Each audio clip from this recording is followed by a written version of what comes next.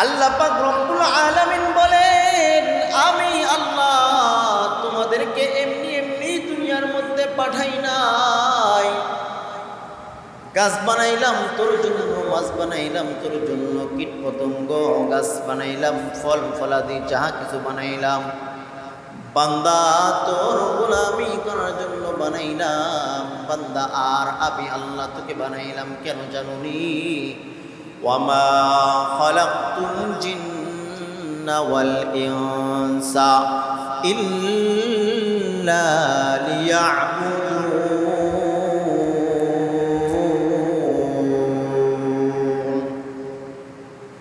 আমি আল্লাহ তোদেরকে বানাইলাম আমি আল্লাহর গোলামি করার জন্য।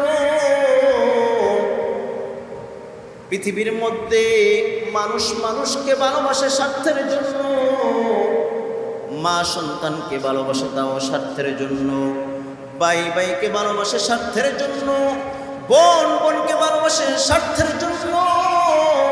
স্বার্থের জন্য মানুষ যদি ব্যাঘাত করিয়া যায়, স্বার্থের জন্য ভাই ভাইকে হত্যা করতে দ্বিধাবোধ করে না, বোন বোনের বিরুদ্ধে মামলা করতে দ্বিধাবোধ করে না, বাবা সন্তানকে হত্যা করতে দ্বিধাবোধ করে না।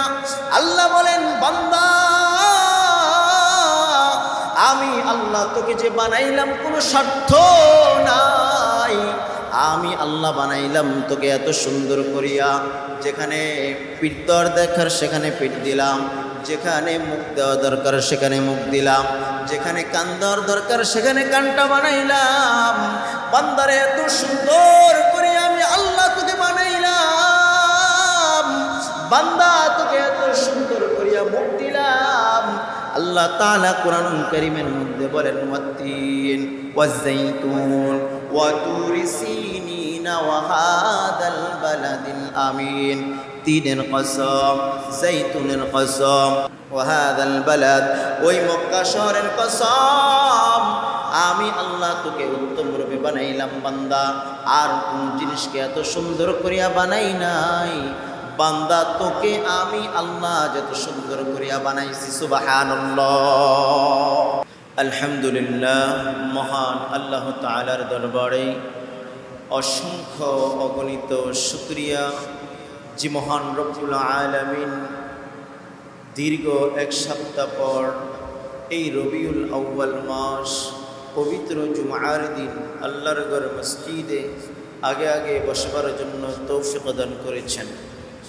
আপনার মতো আমার মতো অসংখ্য মানুষ যাদেরকে আল্লাহ তাআলা কবুল করেন নাই বিদায়, তারা এই পবিত্র মহতি মজলিসে আসতে পারে নাই। আসলে কোরআন হাদিসের মজলিস, উলামায়ে কেরামদের মজলিস তথা জান্নাতীদের বাগানে বসতে পড়ে আল্লাহ তাআলা ওই বান্দাদের গুনাহগুলোকে মাফ করিয়া দেয়। জুমার দিন এমন একটা গুরুত্বপূর্ণ দিন, জুমার দিন এমন একটা ফজিলতের দিন। এই জুমার দিনে আসলে পড়ে বসলে পড়ে রাসূলুল্লাহ সাল্লাল্লাহু আলাইহি ওয়াসাল্লাম বলেন, যেই ব্যক্তি নাকি জুমার দিন আগে আগে মসজিদমুখী হয়ে যাবে, সুগন্ধি আতর পবিত্র জামা কাপড় পরিষ্কার পরিচ্ছন্ন করে মসজিদমুখী হবে, মসজিদগামী হবে, হাঁটি হাঁটি পা পা করে আগ বাড়িয়ে মসজিদের মধ্যে চলে যাবে, আল্লাহ সুবহানাহু ওয়া তাআলা বলেন ওই বান্দার সগীরা গুনাহগুলোকে আমি আল্লাহ ক্ষমা করিয়া দেই। সুবহানাল্লাহ। তাহলে জুমার দিনের গুরুত্ব, জুমার দিনের ফজিলত অনেকটাই বেশি। আজকে পৃথিবীর মানুষ অনাবিজ্ঞ অনাকাঙ্ক্ষিত কাজের মধ্যে লিপিবদ্ধ আছে, যাহা মন চায় তাহা কিছুই করিতে আছে ব্যস্ত বিস্তৃত এবং বিভিন্ন খারাপ কাজের মধ্যে নিমজ্জিত আছে। আপনার মতো আমার মতো অসংখ্য মানুষ দুনিয়াবি কাজের মধ্যে ব্যস্ত, কিন্তু আল্লাহ তাআলা আপনাকে আমাকে যেই উদ্দেশ্য, যেই কাজের জন্য দুনিয়ার মধ্যে পাঠাইছেন, এমনি এমনি পৃথিবীর মধ্যে পাঠান নাই, তার একটা উদ্দেশ্য আছে। পৃথিবীর মধ্যে আমরা যে কোনো জিনিস, বস্তু বা যাহা কিছু তৈরি করার পিছনে একটা লক্ষ্য উদ্দেশ্য থাকে। আল্লাহ তাআলা বলেন, বান্দা আমি আপনাকে তোমাদেরকে বানানোর উদ্দেশ্য একটা, ওয়ামা খালাকতুল জিন্না ওয়াল ইনসা ইল্লা লিয়াবুদুন, বান্দা তোমরা আমি আল্লাহর গোলামি করবা এই জন্য আমি আল্লাহ তোমাদেরকে বানাইলাম। ভিন্ন কোনো উদ্দেশ্য নয়, একমাত্র ইবাদতের জন্য বানাইলাম। কিন্তু দেখা যায় আমরা এই পৃথিবীর মধ্যে বহুমুখী বহু কাঙ্ক্ষিত কাজের মধ্যে সারা দিন ব্যস্ত, সারা দিন সারাক্ষণ সারা ঘন্টা মিনিট সেকেন্ড বছরকে বছর দুনিয়া দুনিয়া দুনিয়ার পিছনে আমরা ব্যস্তমুখ পরিবেশ গড়িয়া তুলি। কিন্তু দুনিয়া আমাদেরকে সামান্য কিছু আমাদেরকে দিবে না। আল মালু ওয়াল বানুনা যিনাতুল হায়াতিদ দুনিয়া। আল্লাহ পাক রব্বুল আলামিন কোরআনুল কারীমের মধ্যে বলেন, আপনি দুনিয়া দুনিয়া করলেন, দুনিয়ার মধ্যে সম্পদ অর্জন করলেন, নিজের মাল অর্জন করলেন। শরিয়া রাখো বন্ধুগণ, দুনিয়ার মধ্যে দুইটা জিনিস বড়ই বিপদ। এক নম্বরে হলো যার সম্পদও আছে, যার সন্তানও বেশি আছে, সেই দুটোটাই বিপদ। কারণটা হলো সম্পদ যার বেশি থাকে তার রাত্রে ঘুম হয় না টেনশনের কারণে। সন্তানও বেশি যার থাকে, কারণ কোন সন্তান কোন ফাঁক দিয়া কোন কাম ঘটায় ফেলে, খুন খারাপি করে ফেলে, কোন আকাম ঘটায় ফেলে। যার সন্তানও বেশি থাকে সেই তারও বিপদ। এই জন্য মুফাসসিরিনে কেরামগণ বলেন দুইটা জিনিস বড়ই বিপদ। একটা হলো মাল, আরেকটা হলো সন্তান। আল্লাহ পাক রব্বুল আলামিন বলেন, আমি আল্লাহ তোমাদেরকে এমনি এমনি দুনিয়ার মধ্যে পাঠাই নাই। গাছ বানাইলাম তোর জন্য, মাছ বানাইলাম তোর জন্য, কীট পতঙ্গ গাছ বানাইলাম, ফল ফলাদি যাহা কিছু বানাইলাম, বান্দা তোর গোলামি করার জন্য বানাইলাম। বান্দা আর আমি আল্লাহ তোকে বানাইলাম কেন জানুনি? ওয়ামা খালাকতুল জিন্না ওয়াল ইনসা ইল্লা লিয়াবুদুন।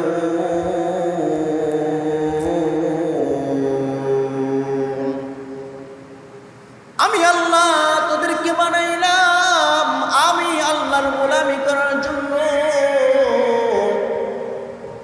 পৃথিবীর মধ্যে মানুষ মানুষকে ভালোবাসে স্বার্থের জন্য, মা সন্তানকে ভালোবাসে তাও স্বার্থের জন্য, ভাই ভাইকে ভালোবাসে স্বার্থের জন্য, বোন বোনকে ভালোবাসে স্বার্থের জন্য। স্বার্থের জন্য মানুষ যদি ব্যাঘাত ঘটিয়ে যায়, স্বার্থের জন্য ভাই ভাইকে হত্যা করতে দ্বিধাবোধ করে না, বোন বোনের বিরুদ্ধে মামলা করতে দ্বিধাবোধ করে না, বাবা সন্তানকে হত্যা করতে দ্বিধাবোধ করে না। আল্লাহ বলেন, বান্দা আমি আল্লাহ তোকে যে বানাইলাম কোনো স্বার্থ নাই। আমি আল্লাহ বানাইলাম তোকে এত সুন্দর করিয়া, যেখানে পিঠ দেওয়ার দরকার সেখানে পিঠ দিলাম, যেখানে মুখ দেওয়া দরকার সেখানে মুখ দিলাম, যেখানে কান দেওয়ার দরকার সেখানে কানটা বানাইলাম। বান্দারে এত সুন্দর করে আমি আল্লাহ তোকে বানাইলাম, বান্দা তোকে এত সুন্দর করিয়া মুখ দিলাম। আল্লাহ তাআলা কোরআনুল কারীমের মধ্যে বলেন, ওয়াত্তিন ওয়াজ-যাইতুন ওয়া তুরি সিনিন ওয়া হাদাল বালাদিল আমিন। তিনের কসম, যাইতুনের কসম, ওয়া হাদাল বালাদ, ওই মক্কা শহরের কসম। আমি আল্লাহ তোকে উত্তম রূপে বানাইলাম বান্দা, আর কোন জিনিসকে এত সুন্দর করিয়া বানাই নাই।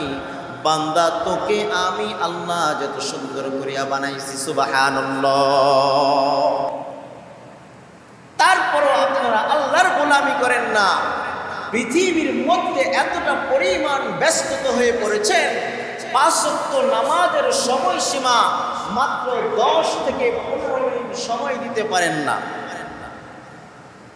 ফজরটা আমাদের ঘুমে ঘুমে যায়, জোহরটা কর্মের মধ্যে যায়, আসরটা হেলায় বেলায় যায়, মাগরিবটাও চলে যায়, এশাও চলে যায়, দিনটাও চলে যায়, বছরটাও চলে যায়, মাসটাও চলে যায়, হায়াতের ঘন্টা ফুরিয়ে যায়। কোন দিন যে চলে যাবেন কেউ কোনো দিন বলতে পারবেন না।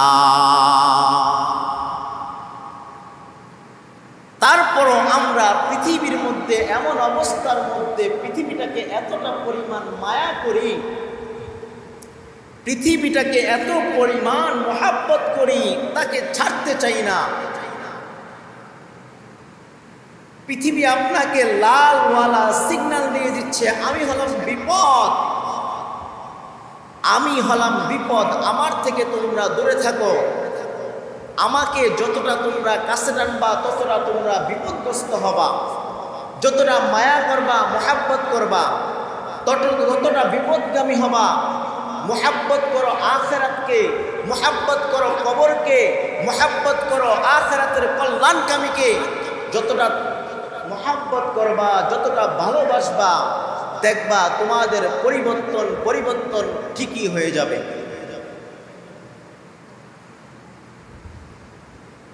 একজন ব্যক্তি আল্লাহওয়ালা ব্যক্তির কাছে গেলেন, গিয়া বললেন, হুজুর আমাকে এমন একটা দোয়া শিখিয়ে দেন, আমাকে এমন একটা বস্তু শিখিয়ে দেন যাতে করে আমি আল্লাহমুখী হতে পারি, আল্লাহমুখী হতে পারি। এবার আল্লাহওয়ালা ব্যক্তি বাদশাকে ডাক দিয়া বললেন, বাদশাহ তুমি তো আল্লাহওয়ালা মুখী হতে পারবা, তবে একটা কারণ হলো তুমি বেশি বেশি মৃত্যুকে বেশি বেশি স্মরণ করো।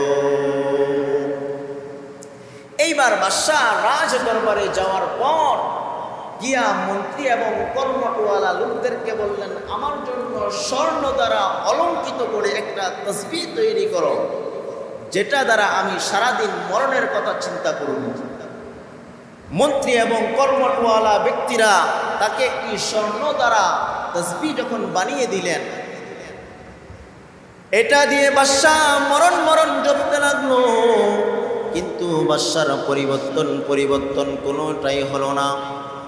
কিছুদিন পর আল্লাহওয়ালা ব্যক্তির কাছে গিয়া বললেন, হুজুর আপনি তো আমাকে একটা দোয়া শিখিয়ে দিয়েছেন, দৈনিক যদি মরণ বলি আমার মনটা পরিবর্তন হয়ে আসবে, আমি ভালো হতে পারবো। কিন্তু আজকে বেশ কয়েকটা দিন হয়ে গেল, কিন্তু আমার তো কোনো পরিবর্তন কোনোটাই হয় না। এবার হুজুর ডাক দিয়া বললেন, তুমি কিভাবে এই বাক্যগুলো পালন করেছ? বলল, আমি তসবিহ তৈরি করে স্বর্ণ দ্বারা অলঙ্কিত করে মরণ প্রতিদিন 1000 বার জপছে, কিন্তু মরণ তো আমার ঘটে না। এবার হুজুর বললেন, তোমার কাছে আমি একটা যে বস্তু চাই, তোমার রাজ চাই, তোমার রাজ দরবার যে বিচার আচার কার্য করো, এই কার্যগুলো মাত্র কয়েকদিনের জন্য চাই, তুমি কি দিতে পারবা? তিনি বললেন, হ্যাঁ আমি দিতে পারবো, সমস্যা নাই। হুজুর মানুষ বাটপারি আর সিটারিত করবে না। বাদশাহ যখন হুজুরকে তার রাজ দরবারের কার্যক্রম সব কিছু বুঝিয়ে দিলেন, মাত্র 3 দিনের মাথায় 3 দিন বিচার কার্য করার পর জল্লাদকে ডাক দিয়া বললেন, জল্লাদ যাও বাদশাহকে গ্রেফতারি করে অমুক দিন অমুক ঘন্টার সময় তাকে ফাঁসির কাষ্ঠের মধ্যে ঝুলাইবা। 3 দিন অতিক্রম হয়ে গেল, মরণের কার্য শুরু হয়ে গেল। জল্লাদ ফাঁসির জন্য দাঁড়িয়ে গেল, এই পর্যায়ে তাকে হত্যা করা হবে, ফাঁসির কাষ্ঠের মধ্যে ঝোলানো হবে। বাচ্চা টেনশনের মধ্যে পড়ে যায়, কি করবে, কি উপায়? আল্লাহর কাছে দোয়া করেন, আল্লাহ সময় তো আমার বেশি নাই, আমার সময় তো বেশি নাই, আমার জীবনের গুনাহগুলোকে আপনি ক্ষমা করে দেন। এইভাবে যখন কান্নাকাটি করতে লাগলেন, কান্না শুরু করে দিলেন, এবার হুজুর ডাক দিয়া বললেন, বাদশাহ তোমার মনের অবস্থা এমন কেরকম বলো? হয় আমার মনের অবস্থা খুবই খারাপ, কারণ আমি আর বেশিক্ষণ পৃথিবীর মধ্যে বাঁচব না, এই মনে হয় মরণ আমার নিকটেই চলে আসছে। এবার হুজুর ডাক দিয়া বললেন, বাদশাহ আপনার ক্ষমতা আমি দখল করার জন্য চাই নাই, এরকমভাবে দৈনিক যদি আপনি 20 বার মরণের কথা স্মরণ করতে পারতেন তাহলে আপনিও আল্লাহওয়ালা ব্যক্তি হয়ে যাইতেন। সুবহানাল্লাহ। এই জন্য দুনিয়াবি কাজকর্ম বাদ দিয়ে আল্লাহর ডাকে সাড়া দেন, কারণ দুনিয়াটা হলো ক্ষণিকের সময়।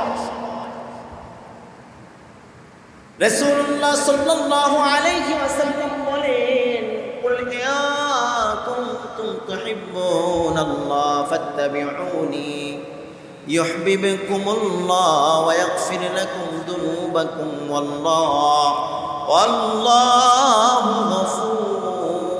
গফুরুর রহিম। আল্লাহ তাআলা বলেন, যারা নবীকে মুহাব্বত করবে তারা যেন আমাকে মুহাব্বত করে, আর যারা নাকি আমাকে মুহাব্বত করবে তাদেরকে আমি তাদের গুনাহগুলোকে মাফ করিয়ে দেব। সুবহানাল্লাহ। রাসূলুল্লাহ সাল্লাল্লাহু আলাইহি ওয়াসাল্লাম বলেন, মান আহাব্বা সুন্নতি ফাকাদ আহাব্বানি ওয়া মান আহাব্বানি কানা মাই ফিল জান্নাহ। মান আহাব্বা সুন্নতি, যারা আমার সুন্নতকে মানবে,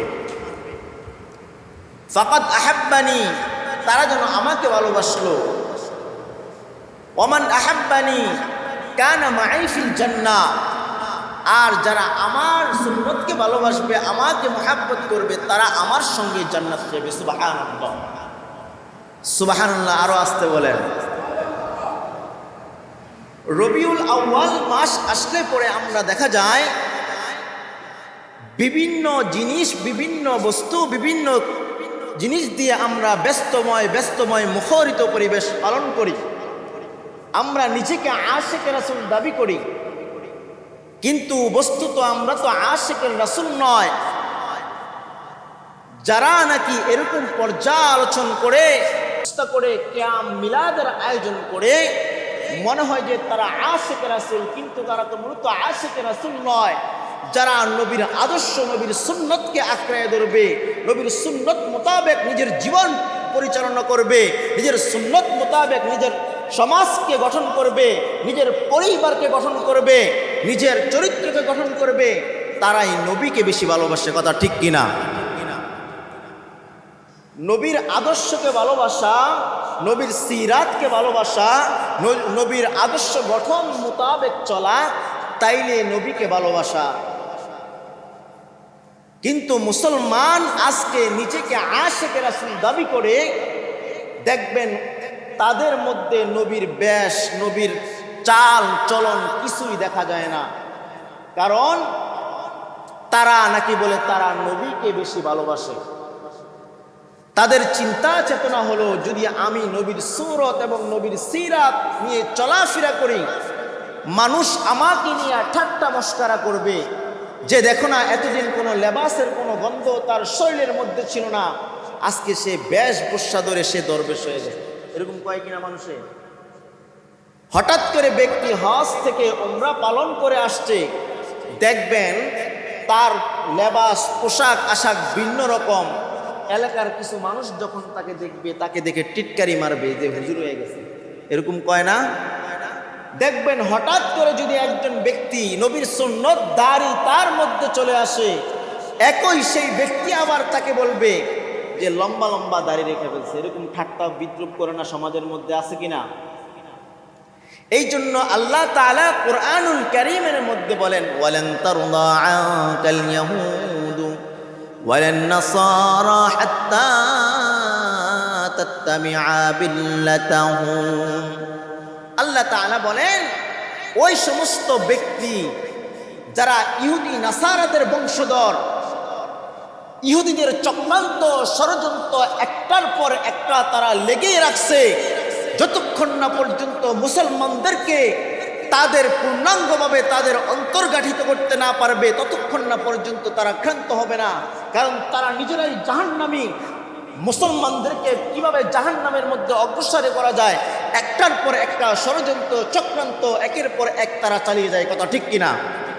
কিভাবে চালিয়ে যায় দেখবেন। ইহুদি নাসারা বেদিন নাস্তিক বেঈমানদের ষড়যন্ত্র হলো দেখবেন একের পর এক গুনাহ মানুষকে কিভাবে তার মনের মধ্যে ঢুকিয়ে দেওয়া যায়, তারা এরকম ষড়যন্ত্র চক্রান্ত করতেছে।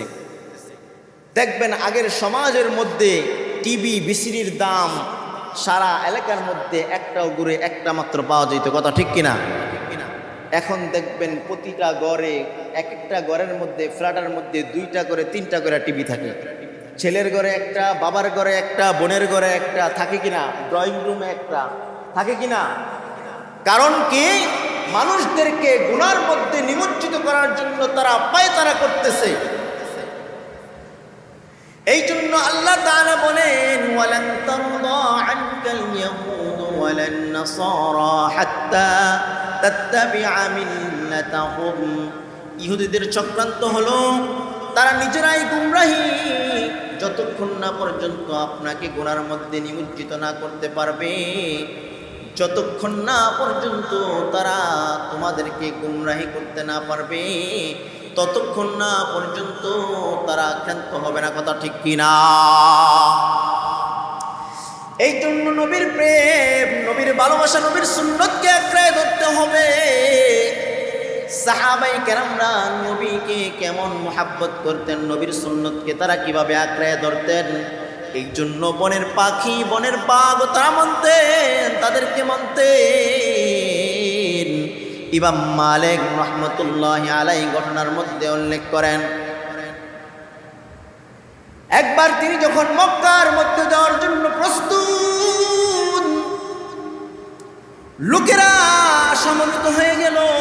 ডাক দিয়া বললেন, ও মালিক, আমরা তো রাস্তার মধ্যে দিয়ে অতিক্রম করতে পারছি না। কারণটা হলো রাস্তার মধ্যে একটা বিশাল বাঘ সেই রাস্তাটা আমাদেরকে আটকিয়ে রেখেছে। এবার ইমাম মালিক ডাক দিয়ে বললেন, বাঘ, আমরা তো নবীর সাহাবী, আমরা তো নবীর সাহাবী, আমাদের এই পথটা তুমি ছেড়ে দাও। ইমাম মালিক বলতে দেরি হয়, পথ অতিক্রম করতে বাঘের দেরি হয় না। সুবহানাল্লাহ। কারণ তারা নবীর সুন্নতকে মানে, তারা নবীর আদর্শকে মানে, নবীকে মুহাব্বত করে, নবীকে ভালোবাসে। নবীর মুহাব্বত এতটা পরিমাণ তাদের অন্তরে ছিল, নবীকে এতটা পরিমাণ মুহাব্বত করতে ভালোবাসতো। সাহাবায়ে কেরামরা এতটা পরিমাণ নবীকে ভালোবাসতো। শুধু সাহাবায়ে কেরাম না, খেজুর গাছ, মরা গাছ নবীকে বেশি বেশি মুহাব্বত করতো। সুবহানাল্লাহ। একদিন আল্লাহর রাসূল খেজুর গাছের, মরা খেজুর গাছ কান্না করতেছে। আল্লাহর রাসূল ডাক দিয়া বললেন, ও খেজুর গাছ, তুমি কেন কান্না করো? খেজুর গাছ আরো কান্না বাড়িয়ে দিল। আল্লাহর রাসূল ডাক দিয়া বললেন, ও খেজুর গাছ, আমি আল্লাহর দরবারে দোয়া করব যাতে করে আল্লাহ পাক তোমাকে আবার জীবিত করে দেয়। কিয়ামত পর্যন্ত তুমি জীবিত থাকবা, মানুষ তোমার ফল ফলাদি খাবে, মানুষ তোমার দ্বারা উপকৃত লাভ হবে। আমি তোমার জন্য দোয়া করে দিব। খেজুর গাছ আরো বেশি কান্না করা শুরু করে দিলেন। রাসূলুল্লাহ সাল্লাল্লাহু আলাইহি ওয়াসাল্লাম যেইভাবে একজন সন্তানকে বুকে জড়ায়, সেইভাবে খেজুর গাছটাকে বুকে জড়াইয়া আদর করতে লাগলেন। কান্দিস না রে, আমি রাসূলের সঙ্গে তুই জান্নাতে যাবি। সুবহানাল্লাহ। কতটা পরিমাণ মুহাব্বত করতেন, কতটা পরিমাণ ভালোবাসতেন।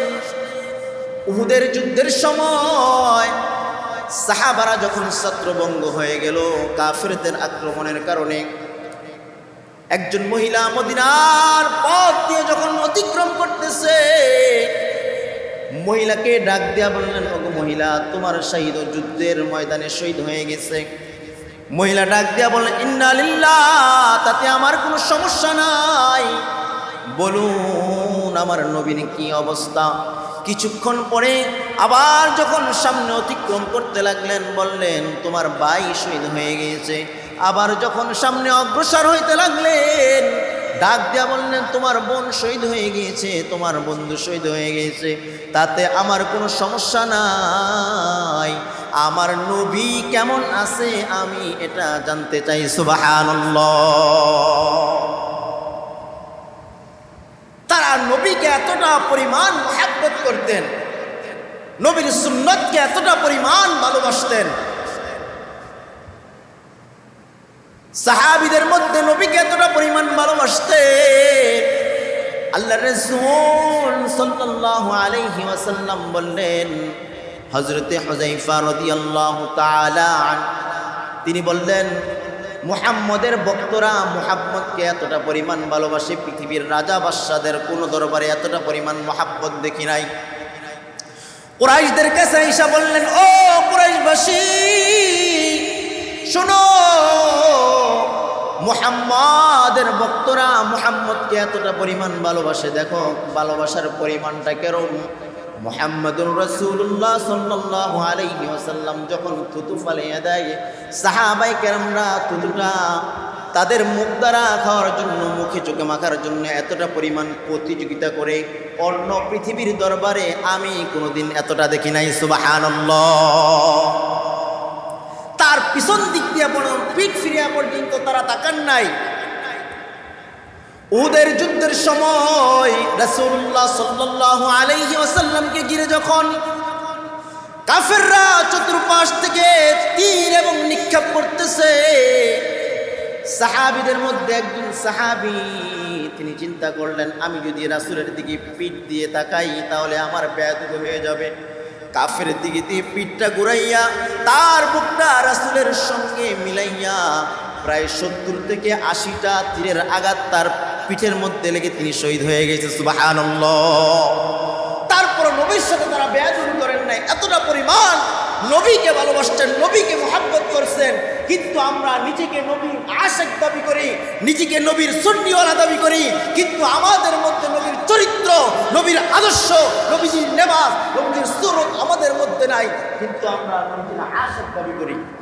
12ই রবিউল আউয়াল আসলে পরে জ্যৈষ্ঠ জুলুসের ব্যবস্থা করি, মিছিল মিটিংয়ের ব্যবস্থা করি, কিন্তু আমার ঘরের মধ্যে, আমার পরিবারের মধ্যে, আমার সন্তানের মধ্যে আজান দিলে ফরজ নামাজ পড়ে সুন্নত পর্যন্ত করি না। কথা ঠিক কিনা? বিশেষভাবে দেখা যায় জুমার দিন আসলে পরে সুন্নত না পড়ে বের হয়ে যায়। এরকম হয় না? আসেনি এরকম নামদারি মুসলমান? আসেনি? সুন্নত পড়ার টাইম পায় না, সুন্নত না পড়ে ব্যবসার মধ্যে চলে যায়, সুন্নত না পড়ে নিজের কর্মের মধ্যে চলে যায়। এরকম মুসল্লি আছে কিনা? তারা নাকি নবীর সুন্নতকে বেশি বেশি ভালোবাসে। এরকম নামদারি মুসল্লি, এরকম নামদারি মুসলমান থেকে আল্লাহ পাক রব্বুল আলামিন আমাদেরকে হেফাজত করুন। সবাই বলি আমিন।